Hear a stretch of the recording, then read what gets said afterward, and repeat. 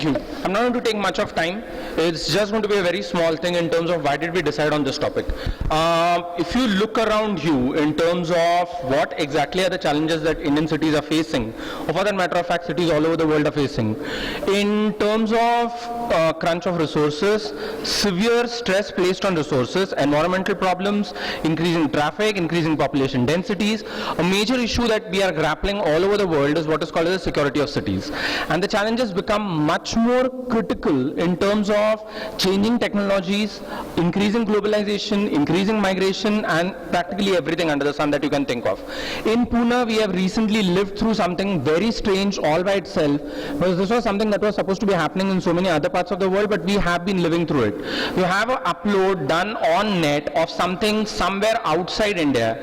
You have a small rat sort of situation developing in India, in Western Maharashtra, most of the cities. You have a youngster being killed on account of all of this, thereby almost making this clear that the police in India, as well as in cities across the world, are under increasing stress. Challenges, unpredictable, unthought of, are what they are facing as of now, and no better person to talk about them than Dr. Borwankar. That's the reason why we decided that we are going to go about asking Dr. Borwankar to go about delivering this session for us on what is called as policing in cities. Thank you. Now I hand it over to. Thank you, sir, for calling me for today's session. I would like to be introduced to the audience. How many of you are UPSC aspirants? Please raise your hands. Thank you. So most of the audience is your students.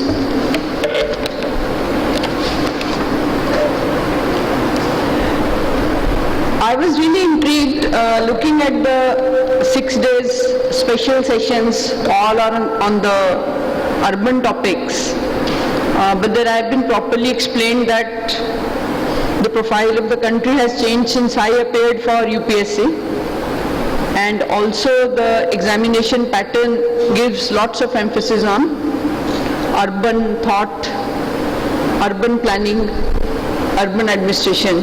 So therefore the organizers thought that the students should have some exposure to this issue, and mainly for UPSC you need clarity of thought and not rote learning. So that's one major difference between our academic achievements while in school and colleges. So if the whole phenomena of urban planning, administration, its impact on governance, if that is clear to you, I think you will score well. So clarity of thought and selection of this topic, now I can place it that why this 6 days special sessions. Coming to my session, policing in cities. I have a few points which I will discuss, and later on we will have question answer sessions. Now all of us know that cities are different, they are not villages. How many of you are from small towns or villages? Please raise your hands. Okay, thanks. So many of you must have got that city shock. It's so different because the population is floating population.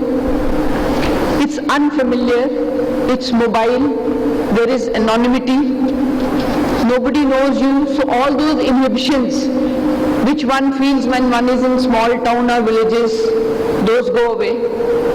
And the impact it can have on crime situation. The inhibitions or the social control mechanism, especially the social control mechanism of families, of the elders, which one feels in small towns and villages, it just disappears. And that makes the task of policing much more difficult. But while we talk of urban India, we talk of policing, police leaders and police staff feels that it's not an important factor when planning for urban cities, urban India is being undertaken. So I am going to basically talk of citizens police partnership for peaceful, well-administered city life, and you cannot wish peaceful cities without thinking about them at the planning stage itself. One thought which comes to the mind of many administrators like me, officers like me, is whether India works on the basis of ad hoc policies. We do not have sustained thought process. We have mostly knee-jerk reactions. We forget to draft policies, and we do not invest in institutions. And that also is a cause for very poor urban policing scenario. Ad hocism, no emphasis on institutions, no strategic policy decisions, policy making, emphasis on knee-jerk reactions. Therefore, the adverse city environments. Now, if you talk of policing in a city, first thing which all of us face is the traffic.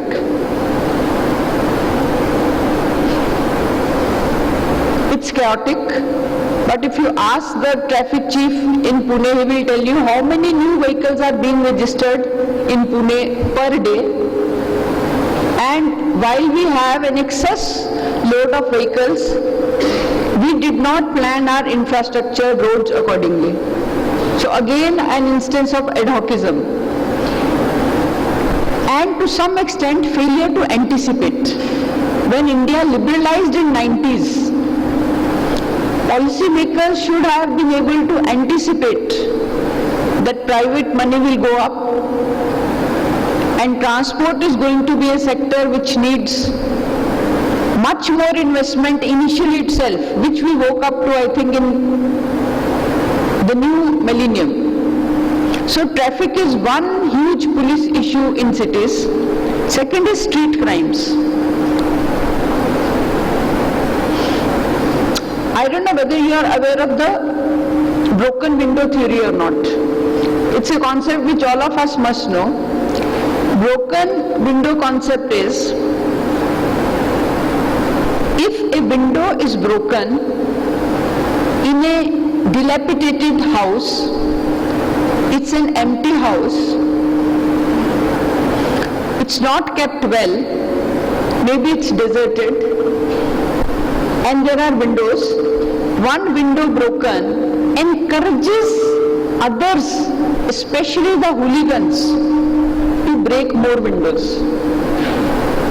So broken window concept shows that if we do not stitch in time, then we need 9 stitches. For policing, this concept has been borrowed from USA, but it's very effective in showing that good administrations respond promptly and nip the incident at the stage of the bud. If ignored, they become you cannot handle those situations. So street crime is generally this kind of crime. Then organized crime, while traffic and street crime affects all of us. In Pune scenario, I would say chain snatching is a street crime. Bag lifting is a street crime. Mobile theft is a street crime. So while traffic and street crime affects all of us, organized crime is on the periphery, but much more dangerous than the street crime or the traffic issue which bother citizens. Traffic and street crime are irritants, but constant irritants. An example of failure of urban planning. Organized crime is much deeper. It is when a broken window has been ignored for so long that organized crime starts working on the lines of companies and corporations. Many of you must have heard, हा गुन्हा दाऊद कंपनीने केला, हा छोटा राजन company.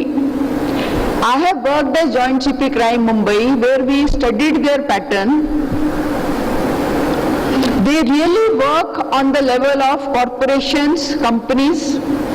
If a member of organized crime is shot dead by police or by the rival gang, his family is given pension till end.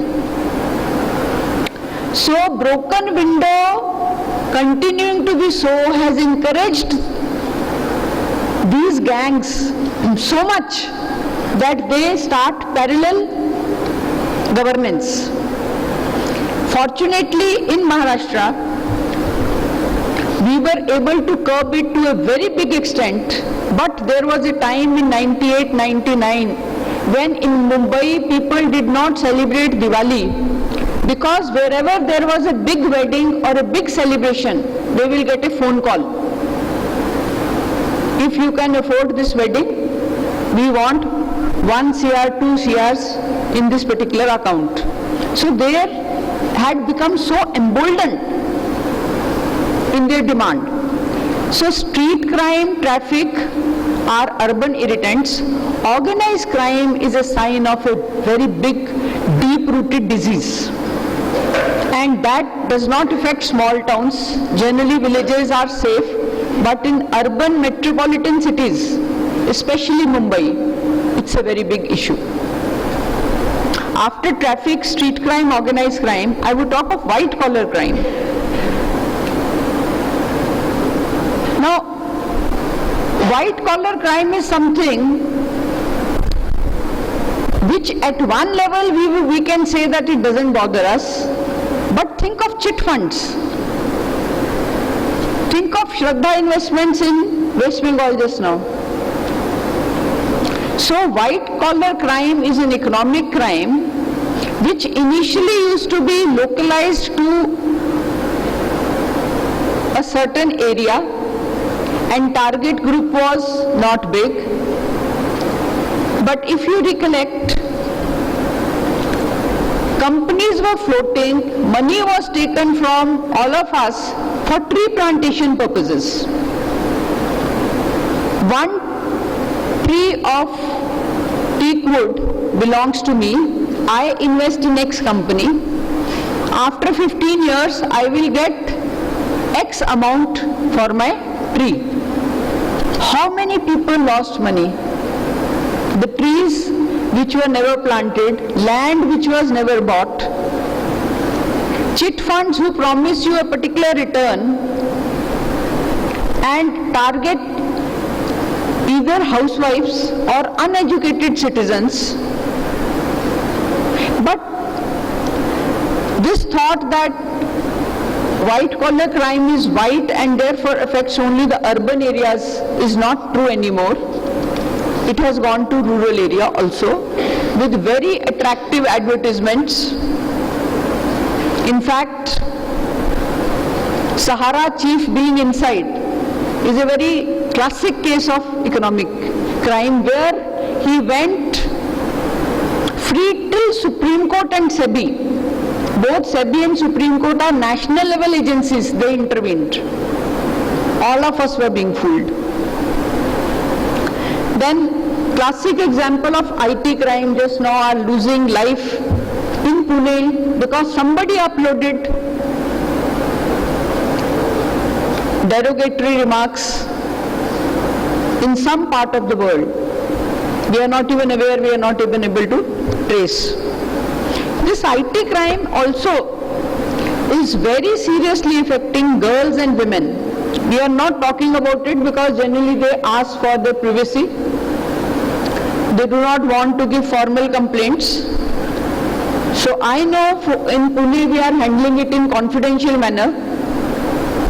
I have had cases where the girl is going to get married tomorrow and today she is in such a soup for some indiscretion on her part and full advantage by the other party. So it not only affects the communal harmony of a city as we are facing today, but both men and women are suffering because of new technology and its misuse. Then crime against women and children with the UP Badaयूं case, though of course it's not a metropolitan, it's a rural crime, but crime against women again as prevalent in the rural India as in urban India, and the effort to hush it up, to put it under the carpet, prevalent everywhere. Then think of policing in urban areas when we have Eid processions, when we have Ganpati, and then terrorism, Naxalism and Maoism. Today also Assam police lost one of its SPs in anti-terrorist operation against separatists. So these are the issues which police faces: traffic, street crime, organized crime, white collar crime, technology crime, crime against women and children, mass congregations in the form of, in Maharashtra we would say Ganpati, Eid, terrorists, Naxalites, Maoists. Now how can we help? Since I knew that my main audience would be students, I was talking to senior officer, and his response was that cities must take safety measures themselves. Students must take responsibility for their own belongings to those of their families, friends, fellow students, in the university, on the road, in public spaces. If you recollect, one of our cases of murder of a university chowkidar is still undetected. And there are a few cases where students in the university were robbed, but we have not been able to detect those cases, mainly because the criminals are very fast. They change places. While we are looking in the area around university, they just disappear. And it's not very often, but some interstate gangs are taking flights, trains, buses, and after committing crime, they leave no trace. So as students, all of us have a responsibility. A lady I knew, wife of a very senior officer, about a month back they had a burglary, a house breaking in their house where they lost lots of goods, valuable goods. Now she was asking me to pursue it with Kothurud police station. I pursued the case. But when I told her that, ma'am, the detection and recovery of property in house breaking is only 30%, she felt extremely demoralized. But this is a fact. Citizens feel police is responsible, but police statistics show that property crime detection and recovery is hardly ever more than 30%. So therefore, in cities we have to take the responsibility of our own home, our own belongings.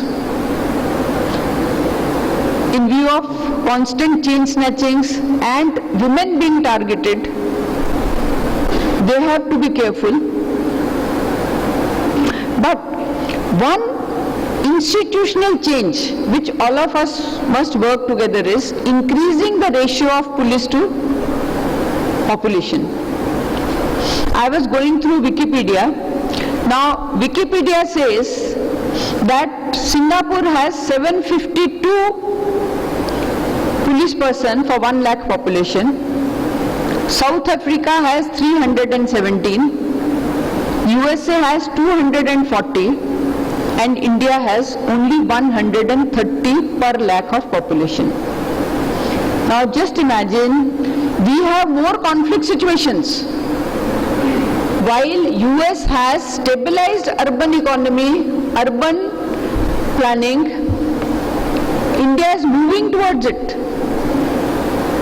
They have such high rate of literacy, and yet US has 245, South Africa has 317, and Singapore, we love to say that Singapore is epitome of discipline. It has 752 police person per 1 lakh, and India has only 130. And United Nations, UNO has recommended that ratio should not be less than 222. 222 per lakh of population is the recommended ratio by UNO. We are so much below it. Second institutional change, first I said was our own participation, about our own belongings. So let's start from home, let's start from ourselves. Then institutional change, need for more police. Third is think of the ratio of judges to population. In India we have 15 per 10 lakh. This is from Chief Justice, ex-Chief Justice Altamas Kabir in 2013. He was quoted in the Hindu saying that we have the ratio, and I have cross-checked, we are between 14 to 15 judges per 10 lakh, while we should have a ratio of 50 per 10 lakh. We have 3 crore cases pending, and when we say increase police, which means you have better investigating agency, more people investigating the cases, but if they are not tried and taken to the logical conclusion either in conviction or acquittal, what is the use of more investigating agencies? So the need for institutional change, not only at the level of increase in manpower for police, their adequate training, but also similar changes, increase in ratio of judiciary. For students, we need their help for policing the urban areas, especially in de-addiction centers. See, narco crime is increasing. If you have gone through the news for last 10 days, Punjab police is involving its own staff in de-addiction, because now the situation has gone from students, it is adversely affecting the police staff itself. But de-addiction and involvement of citizens in urban areas is highly recommended. One of my police friends said that if you are talking to the students, you must tell them that they should be the brand ambassador for social change. Now, social change is a very huge term. But if my generation has failed, your generation can take the lead, define what is the social change, what do we need, and then take leadership roles. In my generation, if youngsters try to lead, it was considered a sign of disrespect to the elders. We had too much of culture of obeying. But your generation is lucky, the atmosphere has changed. In fact, youth wants to lead, and my generation has accepted that you can lead and you are competent leaders, because in technology you have shown it. Not only for de-addiction, even for alternate dispute resolution, the kind of pendency which we have in the courts. If citizens in urban areas decide that for every small dispute we will not go to the police station, police can concentrate on serious crime and its investigation. Non-cognizable case takes more time of police than a cognizable case, and as students you must be aware that a cognizable case is one where an FIR is registered and investigation can be done without permission of magistrate, without permission of court. Non-cognizable case, on the other side, is a relatively petty crime, and for investigation we need permission from the court. I'll come to concrete example where urban policing can improve if citizens decide to participate. See, in Pune we have Pune Police Vidyarthi Abhiyan, which had been shelved for some time, but the new commissioner says he is ready to accept students as interns. Students are most vocal critics of governance, but they do not know that governance is a very boring, monotonous day-to-day job. They look for quick solutions. Not only students, in India everybody is looking for a quick solution and think that the new Prime Minister will have some kind of magic wand to deliver, because they don't want to take responsibility themselves. So if we want urban policing to improve, you must know how police works. In Pune Police Vidyarthi Abhiyan, when we took students with us, they liked the program, understanding of what is an FIR, their right to ask for a copy of FIR, what is an accident report, what is a cognizable case, what is the role of judiciary, that they learnt. Only after knowing and learning, I would say that students have a right to be critical. Now, second forum which I feel citizens can participate is Mahila Dakshata Samitis. Each police station has a ladies' wing where some women social workers are invited. We take their help to solve women-related issues, especially issues of domestic violence, where, like I told you in IT crime, girl would say, I have this boy is harassing me on the Facebook, he is sending me very objectionable emails, but I do not want to give a police complaint, help me. Similarly, in domestic violence cases, most of the time women say, we do not want to register a case, help us. So these are the grey areas for which we have Mahila Dakshata Samitis, where police and local women social workers, we collaborate, and then we decide this case can be handled at our level, but this case you have to register an FIR. So citizens can offer and take part in that. Then each chowki in Pune has a committee, citizens committee. You can go and offer your services. In fact, Search Institute helped us, because while we have this forum of police chowkis, our staff did not know how to draw agenda and how to draw minutes after a meeting. So Ind Search Institute helped us train our staff that whenever such committee meetings take place, what would be the agenda for the next committee and what are the minutes, and then to follow up. Then we have peace committee meetings. The moment this Facebook incident came in light, all police stations called respectable citizens, and each peace committee has to have students. And then they are requested to go to the citizens to help us in identifying who is a mischief monger, and then we try to neutralize. You can join peace committees. Tamil Nadu Police has a forum called Friends of Police, FOP. So it gives you a variety of areas where you can offer your services. I will work for 10 hours in a month as a traffic warden.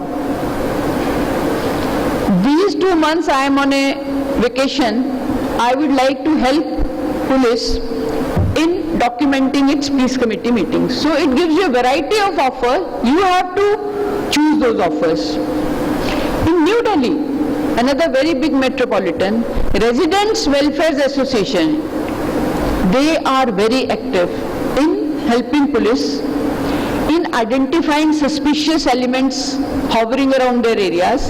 In fact, Arvind Kejriwal worked very closely with these residents associations and could get their trust.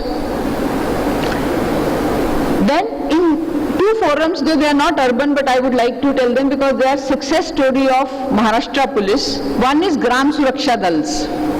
See, in rural areas we have lots of dacoities, night robberies, very cruel incidents, and most of the time police is able to solve these cases or prevent these cases because youngsters form forums called Gram Suraksha Dal. They do the patrolling. Sir, you were there in Satara.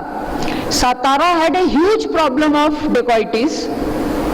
Police was not able to control them till we actively involved Gram Suraksha Dals. Even Nasik did this experiment. Youngsters joining preventive patrolling.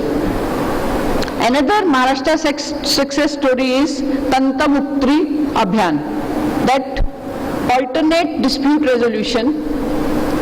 In a village, if there is a dispute, instead of going to police station, let's solve it amongst ourselves. The jury sits, the jury is decided, and they try to solve the issue there itself.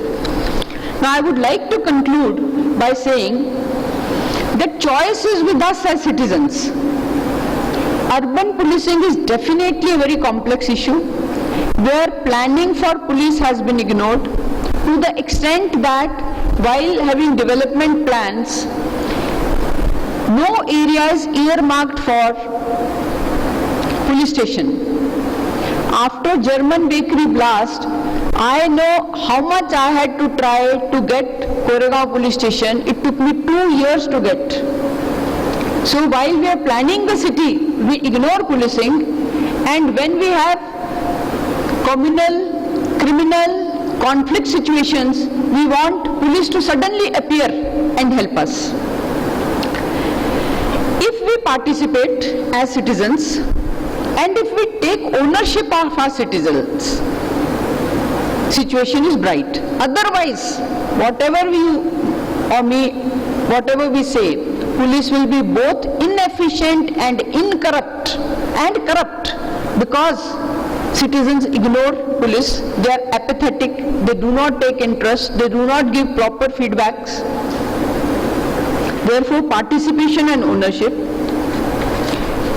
So, Abhay Khan sir has sent me one email in which he says, police is in contemporary setting is a hybrid of human and technology. The police is supposed to be a truly smart cop, agile and alert, adept at wielding the latest technologies and weapons, but at the same time an individual with a truly uncommon human touch. Sir, which world are you living in? The fact is that cop is a poorly paid, overworked, semi-literate as far as technology is concerned, and he may have never received any in-service training. So this is the reality check for you. I agree with you that policing urban area is extremely turbulent in a democratic setting, but only police-citizen partnership read with multi-agency coordination and cooperation.